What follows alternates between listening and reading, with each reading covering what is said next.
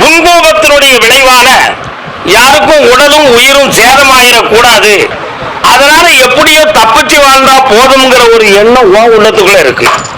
நான் எவ்வளவுதான் கோவப்பட்டாலும் இவங்களை நல்லாக்கிக்கிறதுக்கு தான் கோவப்படுறேன், ஏன் இஷ்டத்துக்கு இவங்க கட்டுப்பட மாட்டுக்காங்க, அதுக்கு வழிவகுக்கணும்னு உள்ள தோணுது. இப்போ அந்த மகனை டாக்டருக்கு படிக்க வச்சிடலாம், அவன் என் சொல்லுக்கு கட்டுப்பட்டா போதும் அப்படின்னு உள்ளம்.